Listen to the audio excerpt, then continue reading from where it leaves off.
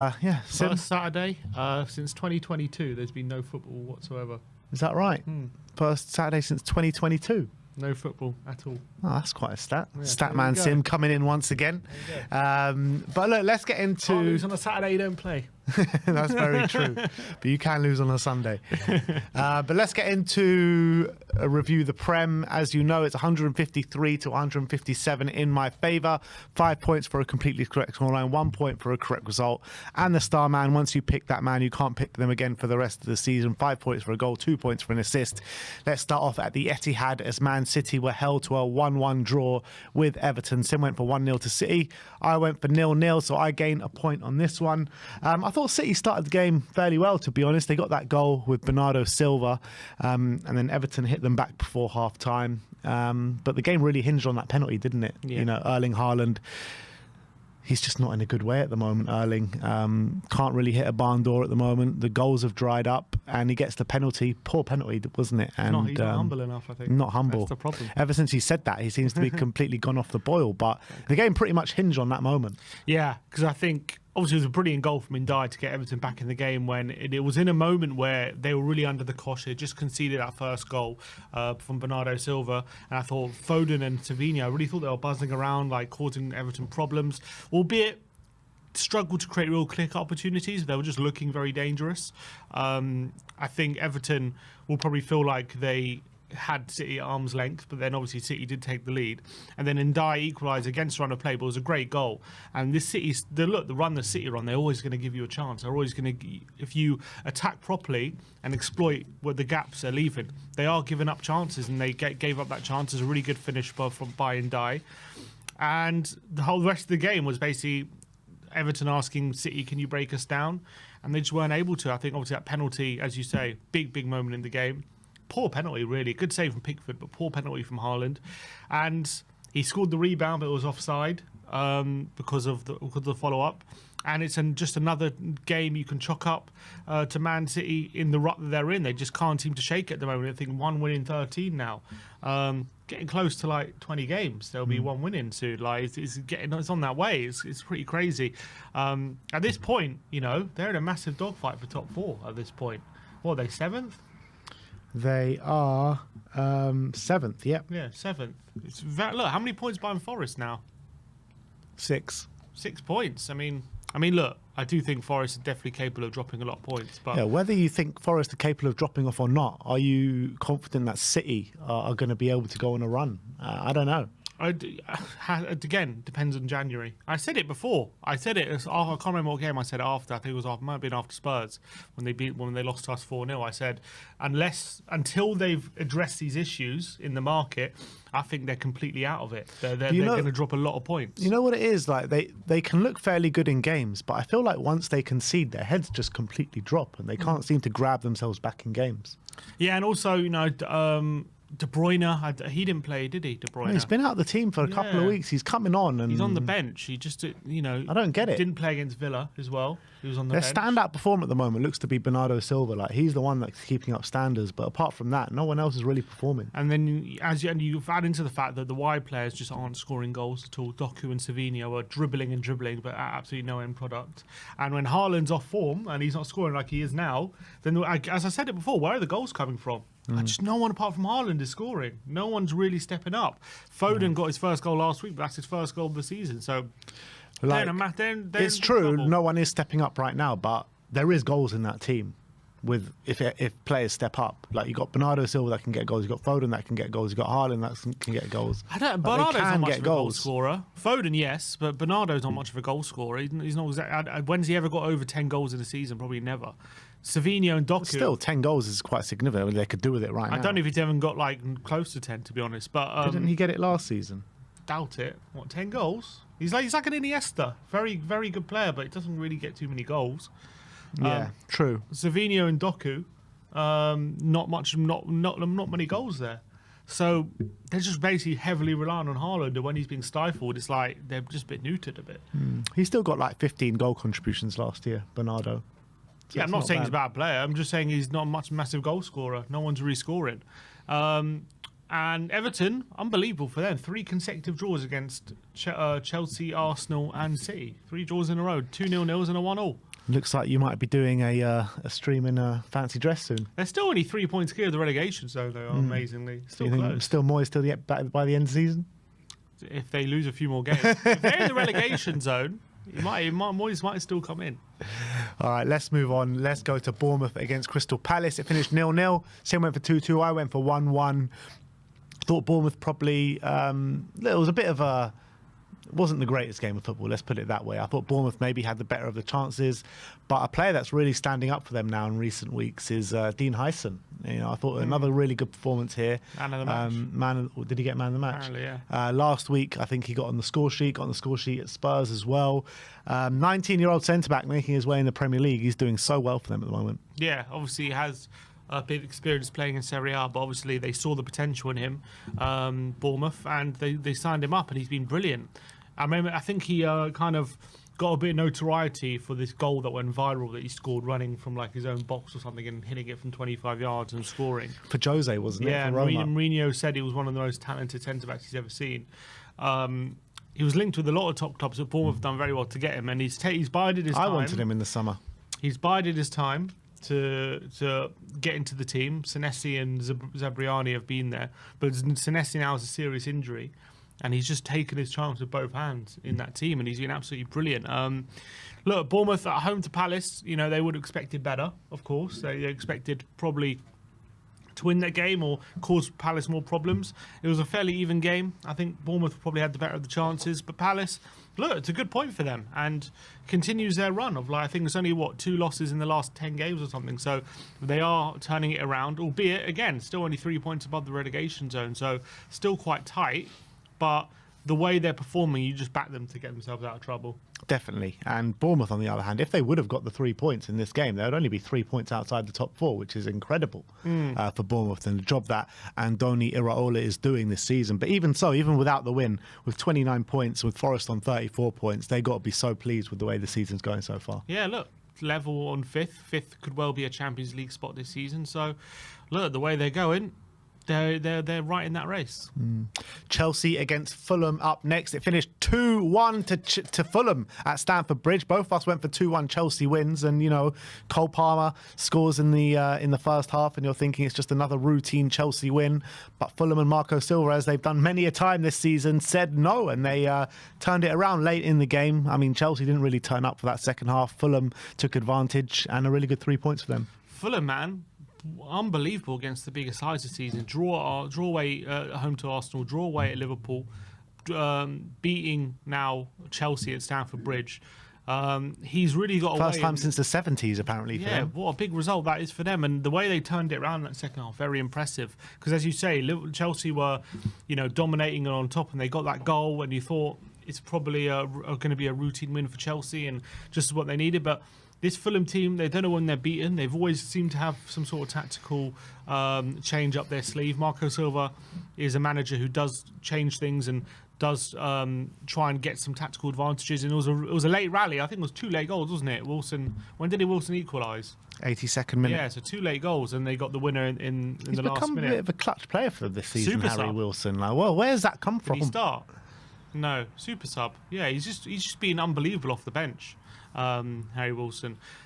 He's always been like a good technical player, but this season he's just come off the bench and made a difference in so many different games. So fair play to him, like he's doing brilliant, and Marco Silva's really getting a big tune out of him.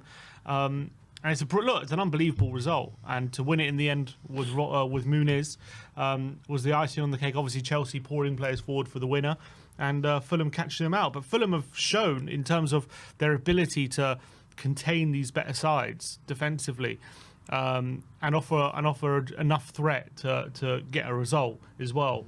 I think they've scored in all those games, obviously.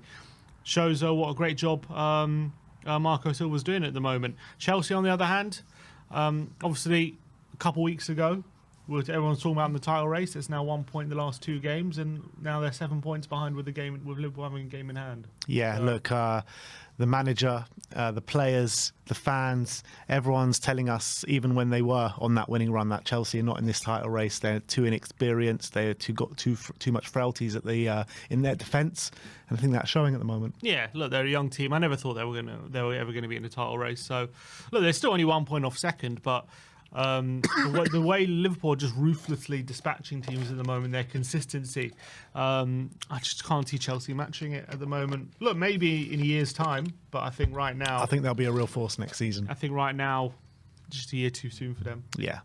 Newcastle against Aston Villa, 3-0 to Newcastle at St James's Park. We both went for 3-1. Early goal from Anthony Gordon set Newcastle away. Just before half-time, or 10 minutes before half-time, John Duran gets sent off. And then obviously Newcastle go and take advantage. Isaac and Joe Linton in the second half. But great form, Isaac, isn't he? Yeah, he is. He's really shown up in this stage of the season where he had quite a slow start to the season, a few injuries, wasn't really hitting the back of the net, and now he is showing that consistency which we all know he can bring. But I guess the big talking point was John Duran sending off. What did you make out of that?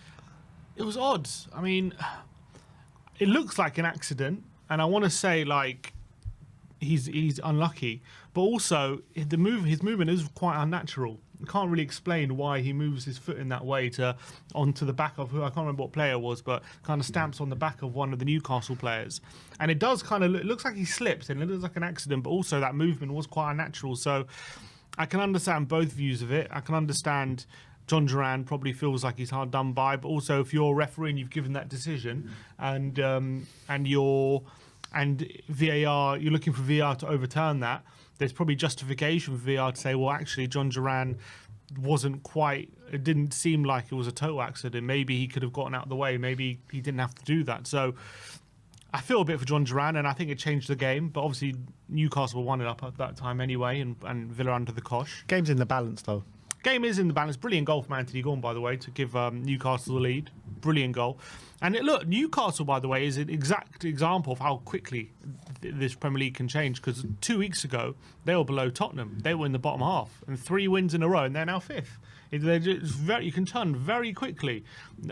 Just 3 consecutive wins, and now all of a sudden, they're in they're right up there in the European spots.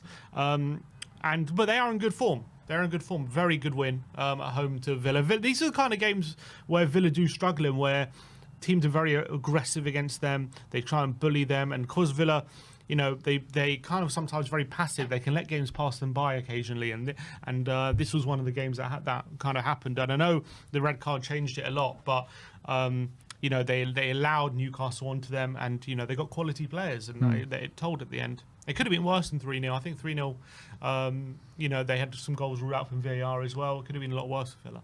Let's talk about Jacob Murphy, though. Like, what form he's on. 2 assists against Brentford, 2 goals against Leicester, a goal and assist against Ipswich last time out, and an assist here against Aston Villa. That's 7 goal contributions in his last 4 Premier League games for Newcastle. Yeah, I think it's just in the purple patch, but he's always kind of one of those players that occasionally hits this form. He's done it for them for the last few years. Just like occasionally he'll go through a little spell where he just starts getting a few assists and stuff. Not usually this many goal contributions, but he's in great form. But I doubt it carries on. We'll see about that. He's in my FPL team, so let's hope it carries on. That's what he's all about. Next up is Nottingham Forest against Tottenham. It finished 1-0 to Forest. Both of us went for 2-2. Just couldn't put the ball in the back of the net. Tottenham, we had chances to do it. Not enough chances. At the end of the day, Brennan Johnson definitely, he created a good chance for himself in the second half. But apart from that, there weren't any proper clear-cut chances out there for Spurs. And, Nottingham Forest were clinical when they got forward. They put the ball in the back of the net, and I thought Forest were good value for the win, to be honest.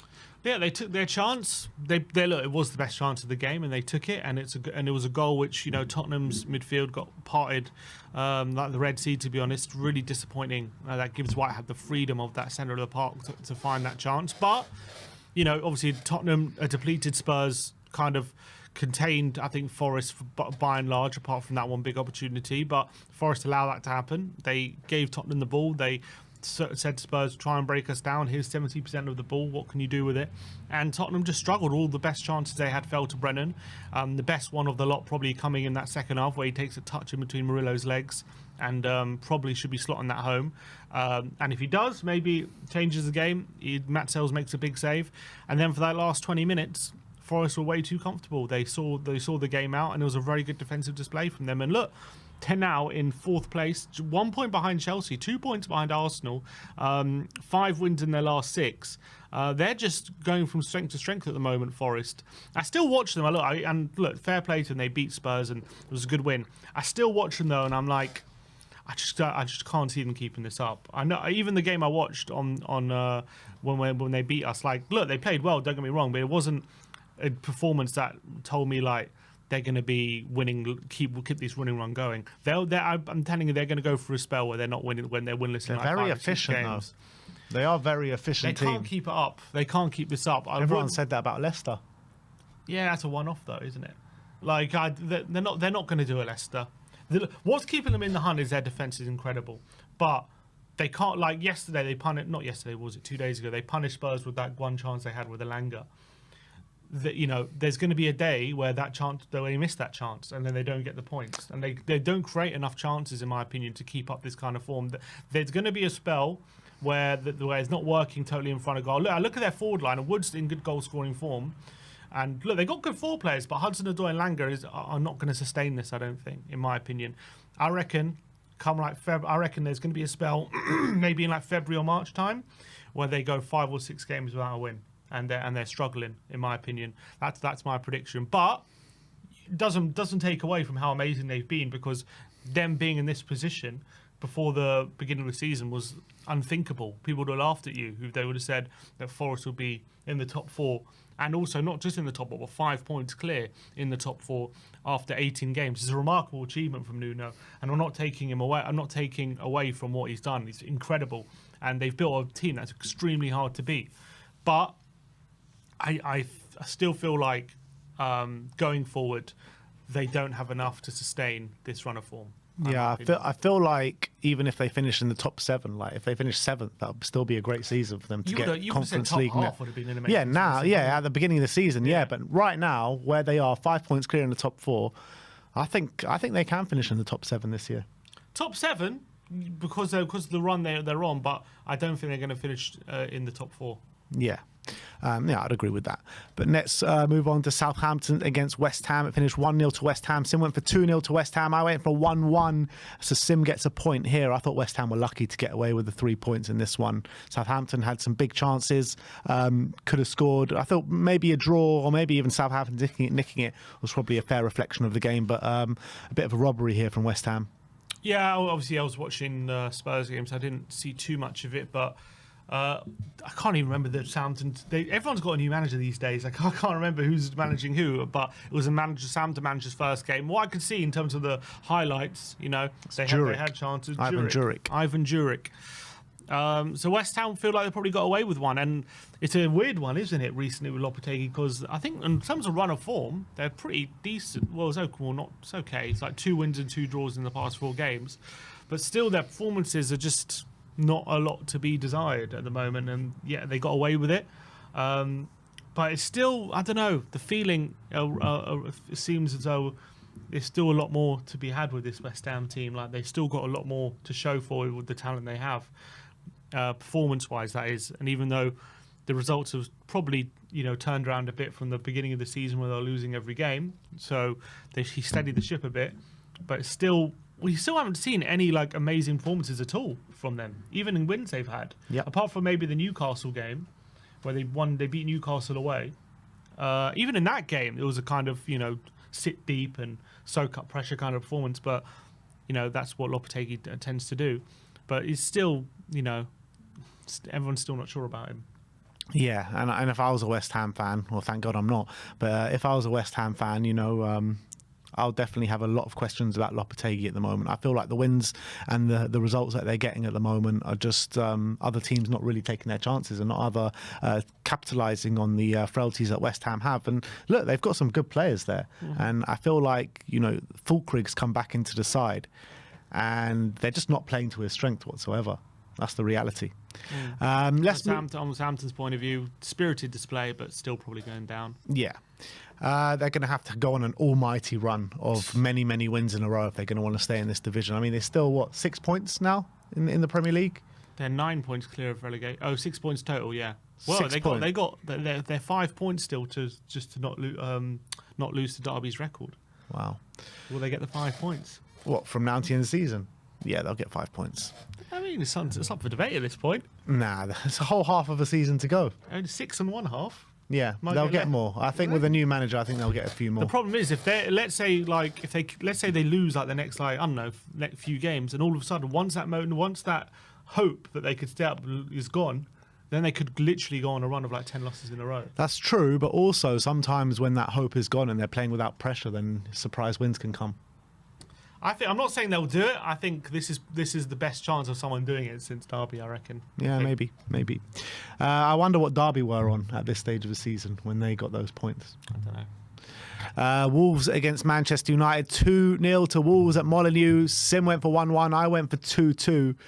And look, Wolves, since sacking Gary O'Neill, on a really good run now. 3-0 in their first game without Gary O'Neill. 2-0 now against Manchester United. And the problems for Ruben Amorim keep stacking up. They just can't seem to buy a win at the moment. He said his job is in danger. Do you believe him? Nah, I don't think so. He's only been in there, like a month or two? 2 months? I think this is his 10th game in all competitions. Something like that. But look, it's not great. It's not great whatever way you slice it, because Ten Hag was getting better results than Ruben Amorim. That's the reality. Yeah, things have gotten worse. Things have gotten a lot worse. And he's come in. He did win in the City. It's true, but that is one game. But I think on a general basis, when you're looking at all the results put together, Ten Hag was able to get more consistent results, if you call it consistent, or more, regular results than Ruben Amorim is getting. And he's come in, he's tried to implement a completely new system in the midway through the season. It just hasn't worked for them. But Wolves, on the other hand, they're really hitting some form now with Spurs coming next. Yeah, 5 losses in the last 7 for United. The only team they beat Everton 4-0, and then obviously they won the Manchester derby. But yeah, look, the last 2 games have last 3 really, because playing a depleted Spurs team as well and being 3-0 down has got to also be alarm bells a bit in that, considering how Spurs have been over the last couple of games. But it also goes to show that if United, expecting him to just come in and provide some short-term uplift was also a big ask, especially with the mess they were in. And you could argue, was it for the betterment of the team just to get this short-term struggle out of the way, because in the long term they're going to benefit? We'll see in the long term. Look, the thing is, they can't really sack him. However bad it gets, they can't really sack him this season, because they've made their choice. They sacked Ten Hag.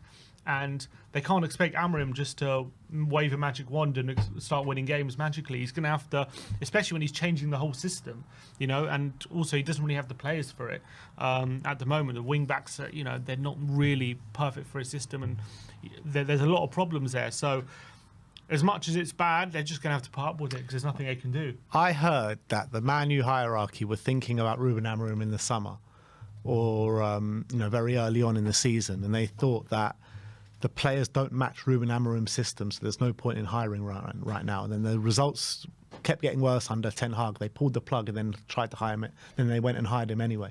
Yeah, I mean, sounds like a complete... we know in the summer they were speaking to other managers and then decided to stick with Ten Hag. So that was, I thought, ridiculous from them. But I think they're in an absolute mess. I think it was probably the wrong decision to first of all, it was the wrong decision to keep Ten Hag in the summer. If you go for Amorim, you go then. But to do it like they did, it's caused this whole mess now. To do it mid-season and where, when games are coming thick and fast. He said because, players now, it's a game every 3 days and players need rest days as well. At the moment, he's had like 3 or 4 training sessions on the pitch to implement his system. That's nowhere near enough time, and that's the problem you got when you're going the direction that Man United are going in. So, yeah, whether you can say it's right or wrong to sack Ten Hag, maybe should have just stayed with an interim, or even just stayed with Ten Hag till the end of the season, then done it then. But at the moment, should have just done it in the summer. They should have done it in the summer, but given that they didn't, they should have probably just given Ten Hag the season, I guess. But they're in big trouble at the moment. 8 points above relegation. Yeah, the problem for them is they're just losing. They're losing games quite heavily at the moment. They're conceding lots and lots of goals. They got Newcastle. How many injuries? Wow, do they have? actually, their next 2 games are Newcastle and Liverpool. I'm just trying to look at injuries as well. What injuries they have? They've got no one really injured, just Luke Shaw. Like Mount's been injured for 2 years. Lindelof was never. Wasn't a he player. playing a couple of weeks ago, Mason Mount? Yeah, but he's been. I mean, like in and out of injury for however long. He was So playing. Shaw. Shaw as well. Yeah, he's also. So look, they actually have a pretty fully fit squad right now, and they're still getting these terrible results. So Yeah. Newcastle at home and Liverpool away their next 2 games in the league. It can be difficult to see them getting results in those games. Maybe that's where Southampton get their first few points. Amorim was tasked with steadying the ship, and he just couldn't do it. And also, was it the second Olympico in 3 games that United Olympico, conceded? yeah. Second Olympico. Matthias Cunha, though, what a season he's having. Goal and assist in this game. Hwang Hee-chan Do as you reckon well. the players are shooting? Do you reckon they're shot? Those are shots. I reckon they are. And I'm seeing more and more. I thought Sonny tried it again in the game against Forest. I'm seeing more and more players try it to that back post. Yeah, I think the thinking is, if you aim it for that back post, you put the keeper under pressure, someone could get a head on it on the back post, or if the keeper misses it, it goes all the way in. And if the keeper, even if he gets a hand to it, he's scrambling for it, he has to punch it, he doesn't get a good hand to it. So I think maybe it's becoming a bit more of a tactic that players are starting to shoot more from corners. I agree. And I think you're seeing it in it from a few different clubs, and definitely Spurs are trying it. Like I said before, even before we did it against Man United, I thought Maddison tried it a couple of times, and then I thought Sonny tried it again in the Forest game. Yeah, and it was it's 2 different keepers as well, so you can't even blame it on the same keeper falling for it. So, yeah, look, brilliant for Wolves, as you say. Second, they're in good form under their new manager. They seem to have a bit of just this new energy about them now that they're...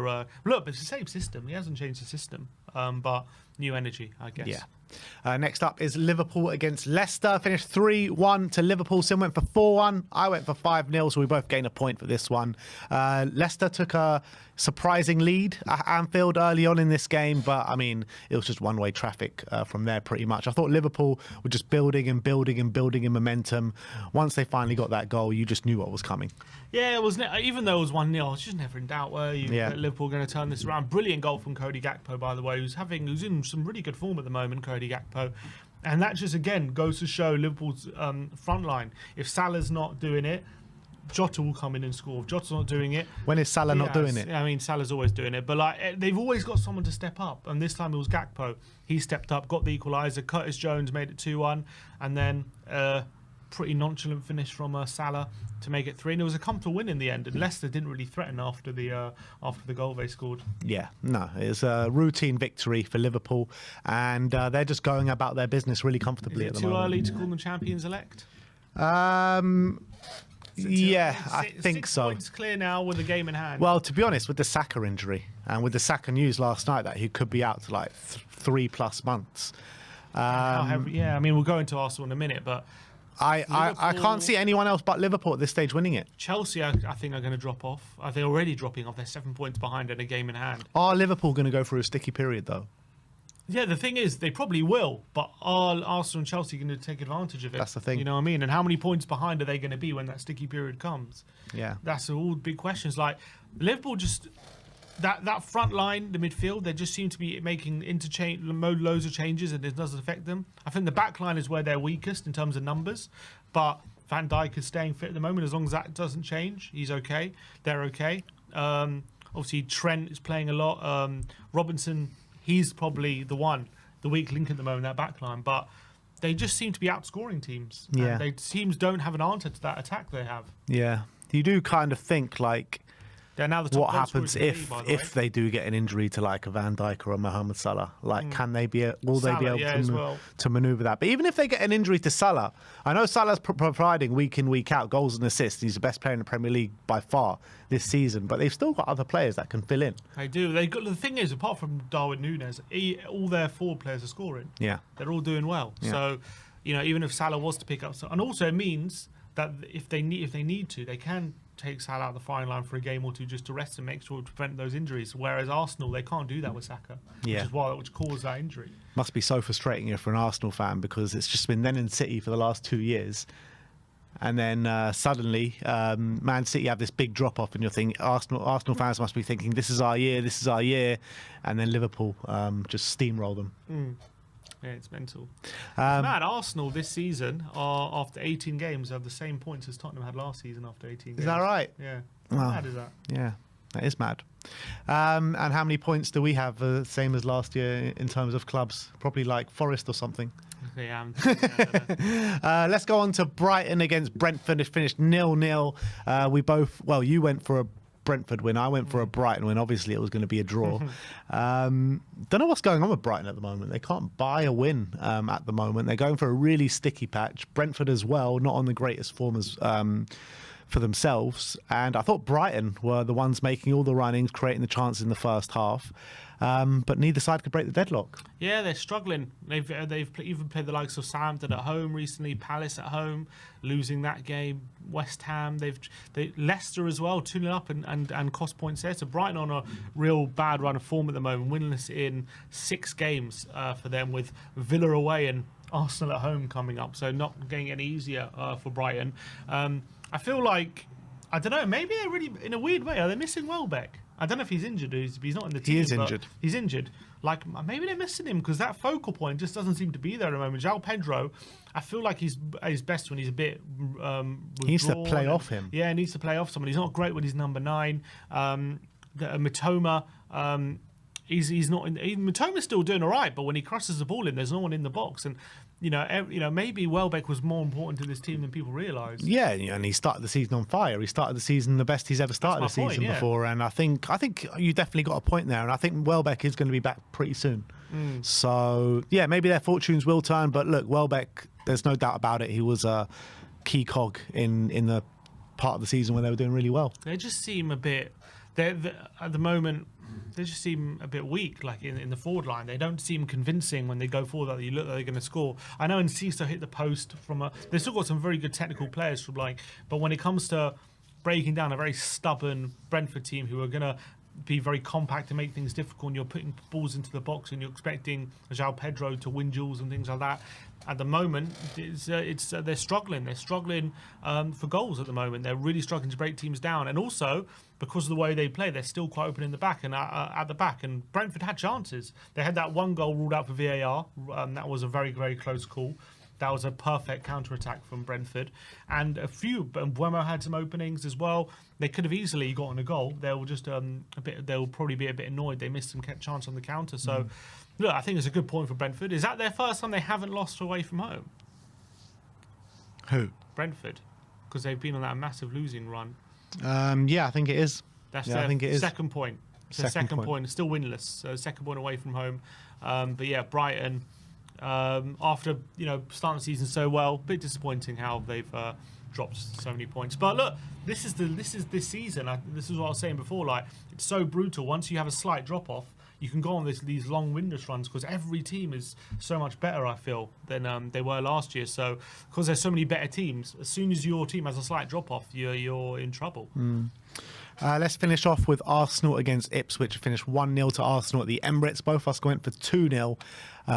This game was terrible, man. Such a poor game of football. I thought Arsenal, obviously they did just about enough to win with a goal from Kai Havertz, but the chances were few and far between at both ends. I thought Arsenal were poor. Ipswich weren't that much better in terms of... Look, Ipswich stayed in the game. You've got to give them credit for that, but they couldn't really do anything up the other end of the pitch. And Arsenal, I thought Arsenal were, why? I didn't understand why Arsenal just didn't get the ball on the floor and just try to take the game to Ipswich. I thought they were just so reserved.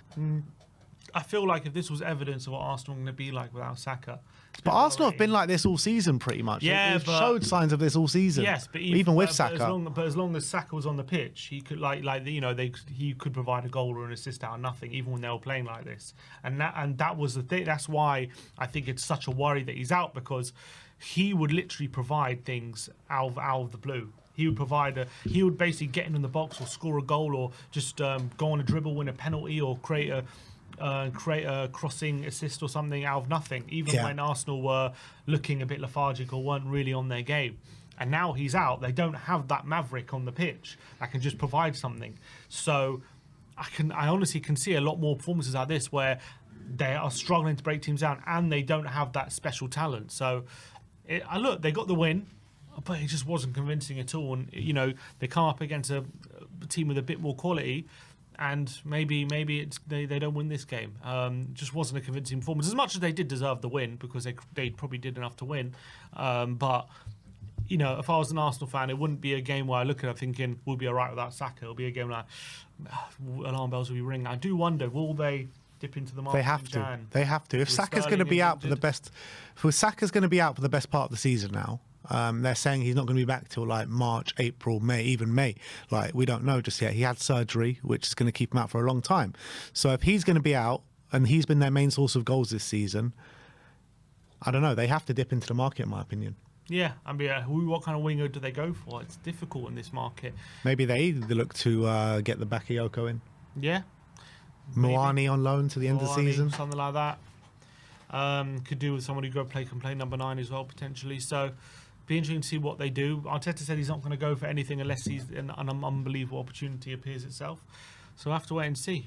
Also, whoever they sign, they also know in that they're probably just keeping the seat warm for Saka as well. But he is going to be out for 3 months. So, if you can prove yourself in that time, this might be a worthwhile opportunity. Yeah, but, keeping the seat warm for Saka, yes. But do you not feel like after what they've been through with Saka now, it was clear that they were overplaying him, and this is what's caused this injury. So I feel like with someone that's going to come in, I think they'll share the workload with Saka. Obviously, Saka will be the first choice, and obviously he's the star boy there, and he's their main player. But I do feel like they'll protect him a bit more once he comes back. I mean, that would be the smart thing to do. Yeah. In terms of Ipswich, still 3 points behind Wolves, but obviously Wolves now turning it around with their new manager, Kieran McKenna. Look, again, they weren't bad. Like, I watched them, and I'm not thinking like this is a terrible team, but they just have an obvious lack of quality, don't they? Yeah, going forward, I thought they were really blunt.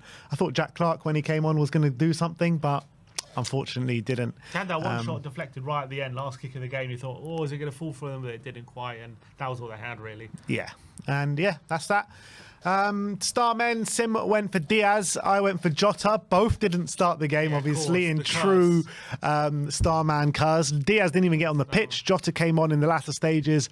Both did absolutely nothing. Did Jota have a goal ruled out for offside or something? I don't think so. Someone have a goal ruled out late? I can't remember now. Anyway. But yeah, that leaves it this weekend, going into the last weekend of 2024. 158 to Sim, 162 to myself. So I take the lead, hopefully, going into 2020.